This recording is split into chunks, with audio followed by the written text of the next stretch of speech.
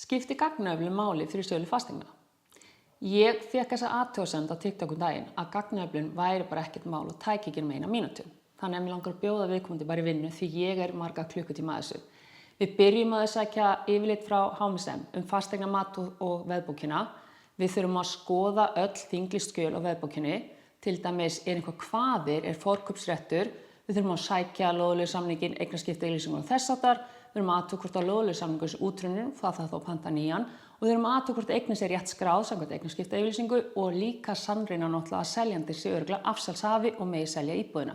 Það þarf að sækja lögveðin sem fasteignagjöld, fráveitugjöld og brunatrygging og einnig húsfélagsyfirlýsinguna. Það geta verið alltaf 4 yfirlýsingar fyrir hvert húsfélag. Það stigagangurinn, heildarhúsið, bílskýli og lóðafélagið og stundum 4 mismunandi aðilar með þessi húsfélag og oft þarf að ýta á þau kom ekki alltaf samdægurs. Ef það eru fyrirhugaðar framkvæmdir þá þurfum við að fá yfirlit yfir þær. Ef það til skýrsla út af framkvæmdunum þá þurfum við að fá hana og lesa hana vel yfir. Við þurfum að vita hvenær eiga sér stað og hvað kosta og hvort þær séu í gangi núna, þannig að lenda á seljandanum eða hvort það séu jafnvel kaupandi sem að taka þær eftir ákveðinn tíma. Þannig að Victoria, ef hún að skella í löggildinguna og þá ætla ég ráða í gagnavinnu, endilega kíktu á mig.